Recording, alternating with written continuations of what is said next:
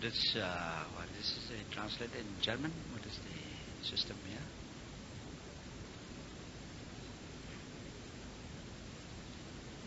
Oh, it is.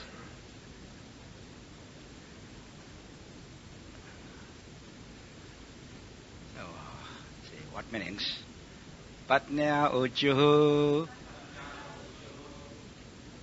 the wives of the executors of the sacrifice said, Yajna, the sacrifice, I am this, Tava, your, Yajanaya, worshipping, Kena, by Brahma, Shrishtaha, arranged, Vidvasta, devastated, Pasupatina, by Lord Shiva, Adya, today, Dakshakopat, from anger at Daksha, Tam, it, Na, our, Tvam, you, Sabasayana, dead bodies, Abha, like, Santamedham, the still sacrificial animals, Yaiga Atman, O Lord of sacrifice, Nalina, lotus, Rucha, beautiful, Drisha, by the vision of your eyes, Punihi, sanctify. Translation and purport by His Divine Grace A.C. Bhaktivedanta Swami Srila Prabhupada. The wives of the performers of the sacrifice said, My dear Lord, this sacrifice was arranged under the instruction of Brahma, but unfortunately Lord Shiva, being angry at Daksha, devastated the entire sin, and because of his anger, the animals meant for sacrifice are lying dead. Therefore, the preparations of the yajna have been lost. Now, by the glance of your lotus eyes, the sanctity of this sacrificial arena may be again invoked. Purport by Srila Prabhupada. Animals were offered in sacrifice in order to give them a renewed life. That was the purpose of having animals there. Offering an animal in sacrifice and giving him renewed life was the evidence of the strength of chanting mantras. Unfortunately, when Daksha's sacrifice was devastated by Lord Shiva, some of the animals were killed. One was killed just to replace the head of Daksha. Their bodies were lying about, and the sacrificial arena was turned into a crematorium. Thus the real purpose of yajna was lost. Lord Vishnu, being the ultimate objective of such sacrificial ceremonies, was requested by the wives of the priest to glance over the yajna arena with his causeless mercy.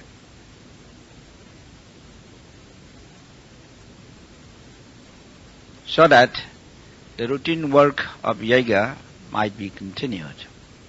The purport here is that animals should not be unnecessarily killed. They were used to prove the strength of the mantras and were to have been rejuvenated by the use of the mantras. They should not have been killed as they were by Lord Shiva to replace the head of Daksha with an animal's head. It was pleasing to see an animal sacrificed and rejuvenated, and that pleasing atmosphere had been lost. The wives of the priests requested that the animals be brought back to life by the glance of Lord Vishnu to make a pleasing yajna. Jai Srila Prabhupada ki. Oh, first of all, I like to express my gratitude to all of you for receiving me nicely. Very happy to see the devotees here, and pray that by the blessings of Prabhupada and blessings of Sri Gauranitai and Sri Jagannath Baladev Subhadra, everyone remains nicely engaged in their devotional service.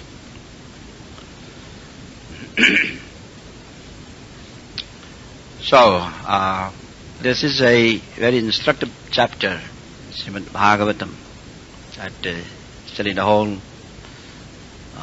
activities of Daksha, which is a sacrifice, and also the entire, let's say, the whole event that took place here is extremely instructive for all of us, for all the devotees. So, I think the main lesson here is that you see the principle of called ahankar, that false conception about the nature of reality. It's called false ego. Ahankar is a very, very prominent. It is very prominent, especially in this manifested world. So without ahankar, that creation cannot take place. That is the nature of the foundational principle of this material nature.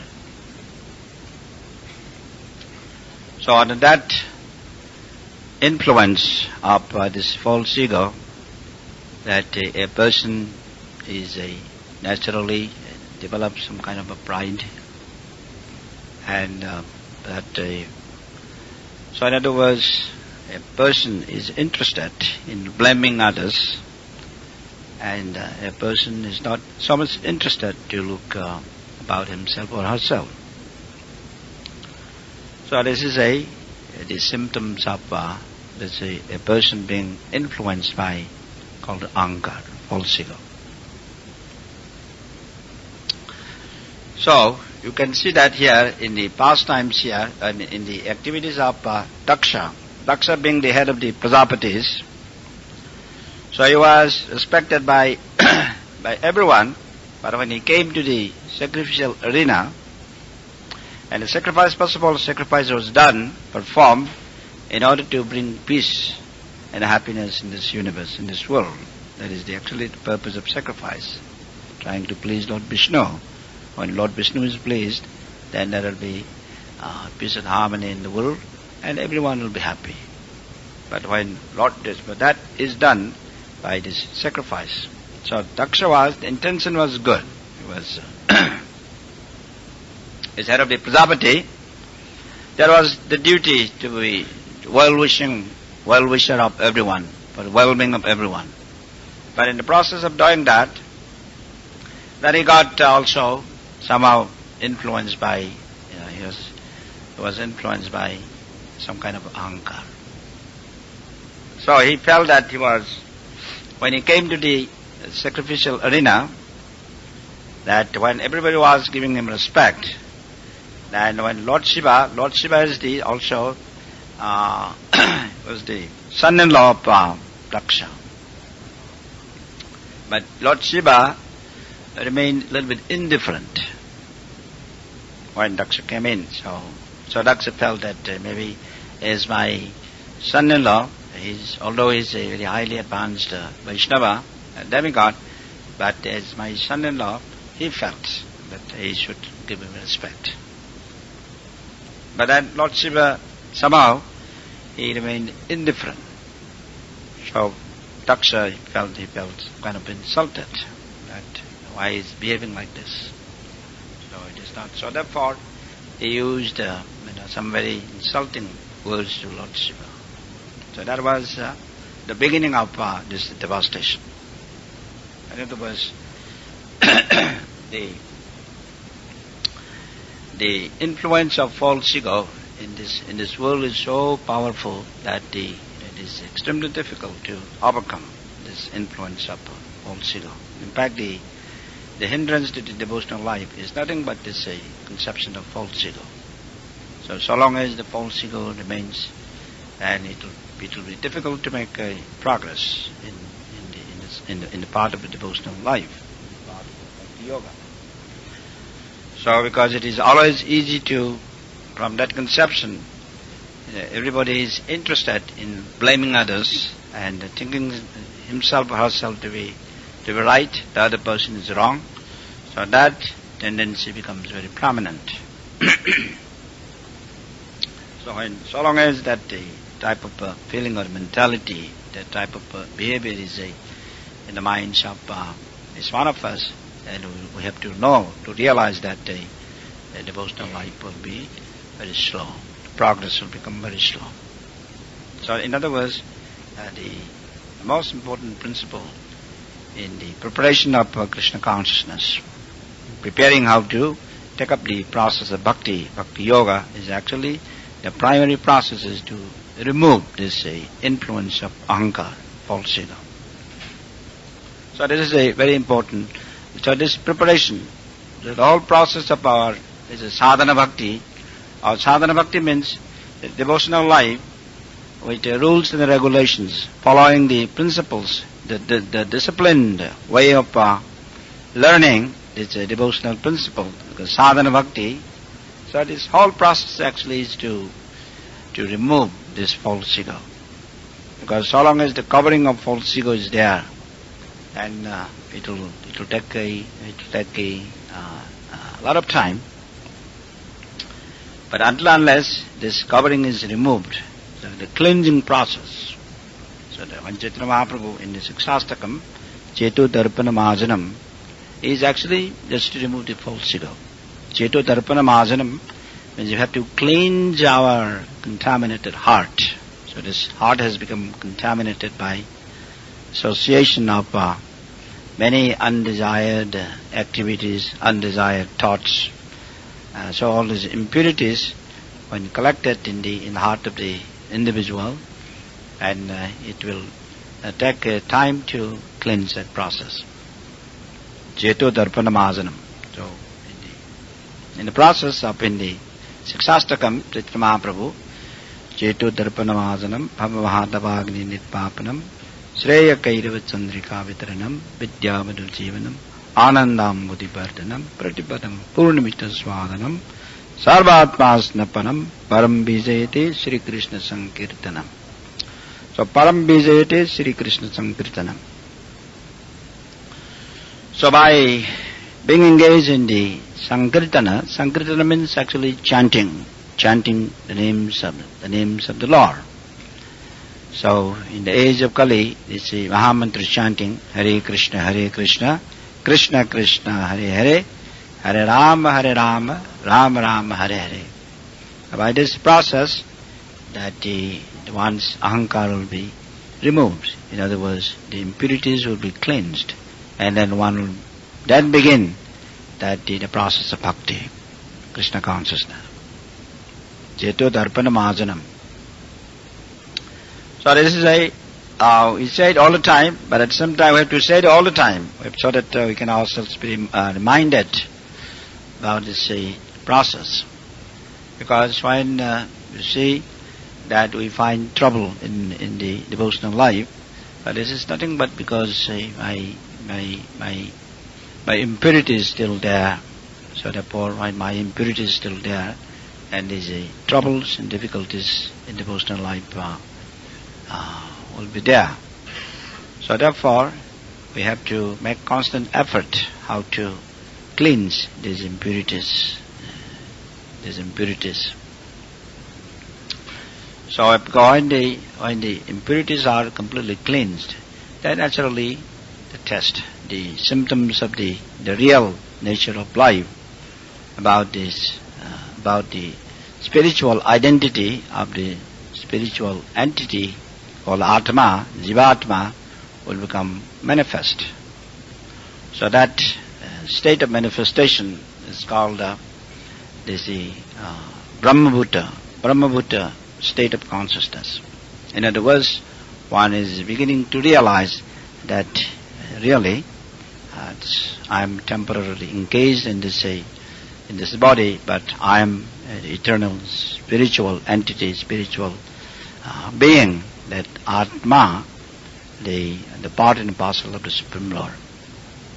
So this realization is not only simply realization, but in words, in action, in our behavior, in our dealing, in our seeing things around me. I have to be fully convinced. The theoretical knowledge is one thing, but the practical knowledge, I think, is the most important. So theoretically, we say every day that we say, Prabhu or Maharaj, you are not this body. We say all the time. Aham Brahmasmi, that I am not this body, but I am the eternal spiritual spark, spiritual this Atma. But in real life, it's not so easy to practice it in our day-to-day practical life. So therefore, Krishna consciousness is a very, we say, practical application of the teachings of the scriptures in our daily life. That's called, sometimes we call, in talking to the scientists, this is called the spiritual technology, or application of spiritual science in our daily life. So that is called the spiritual technology. In other words, applied spiritual knowledge.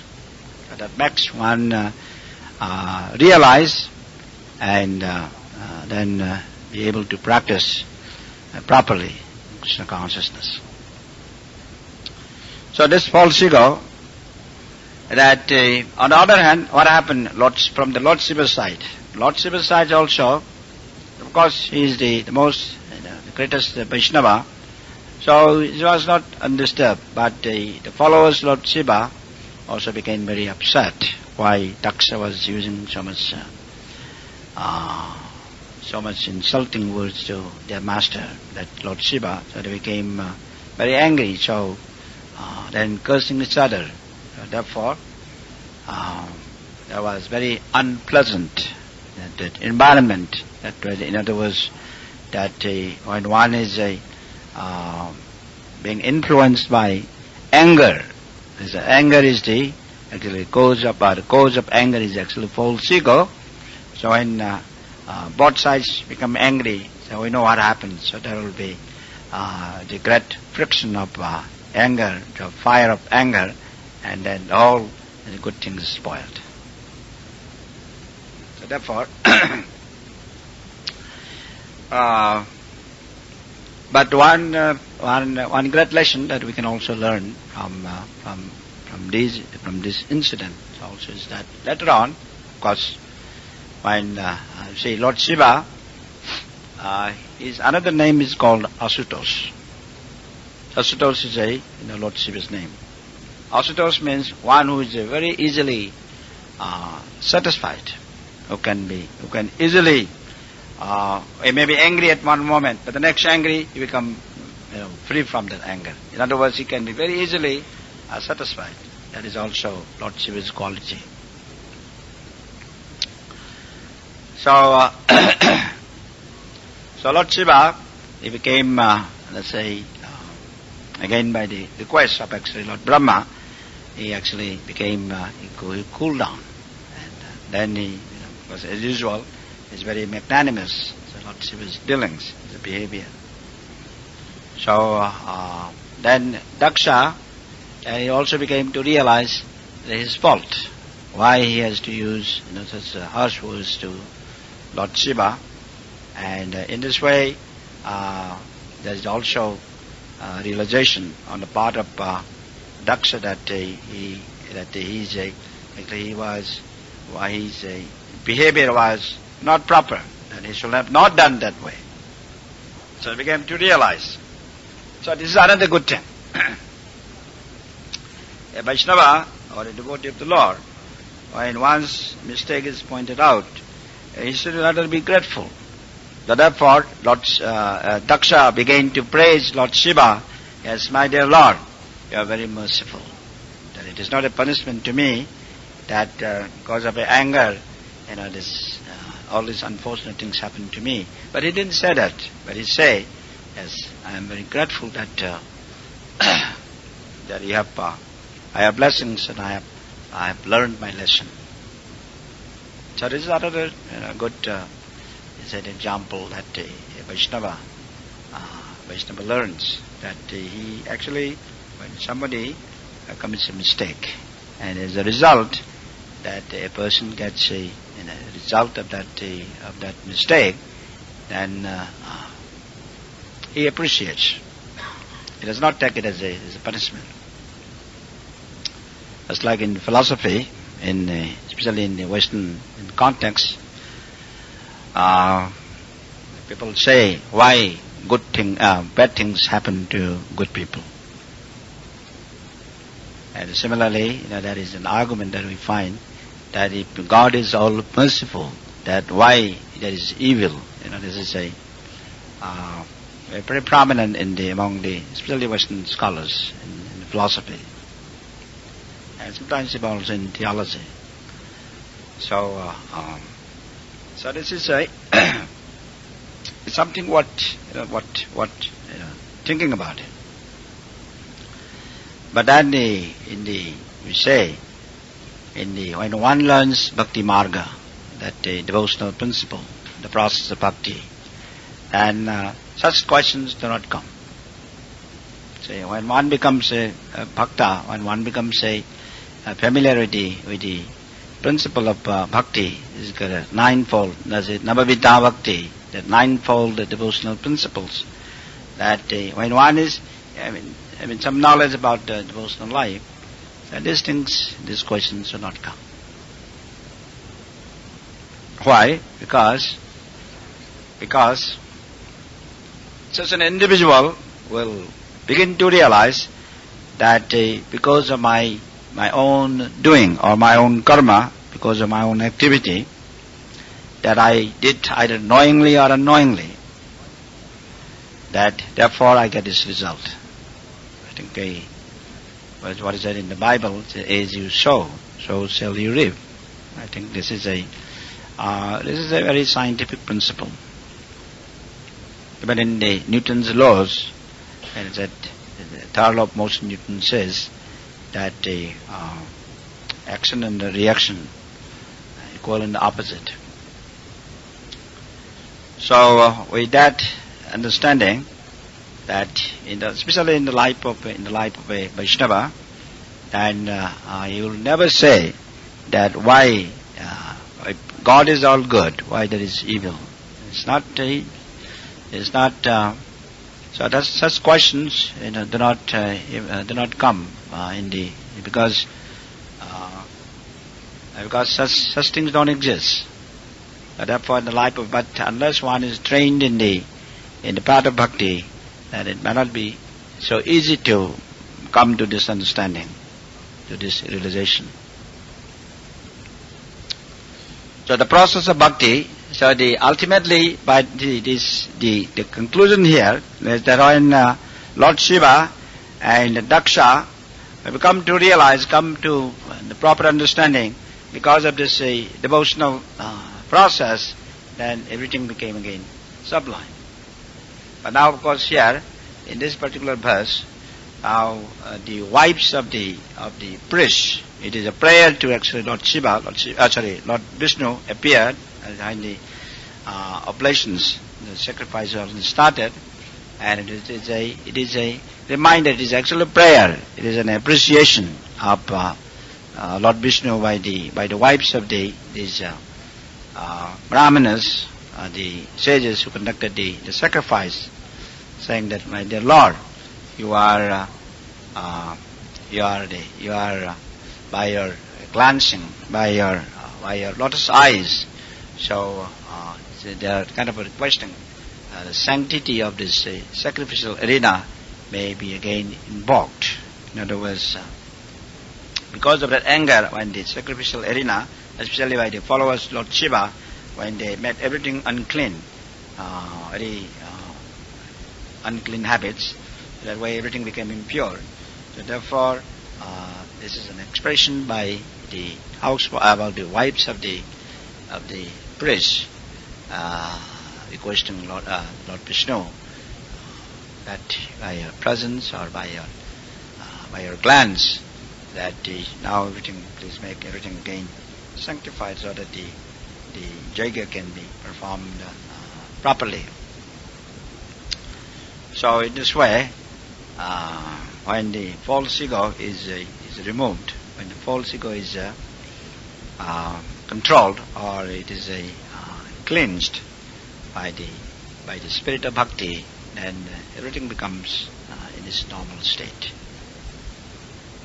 So this is actually in principle the process of Krishna consciousness, how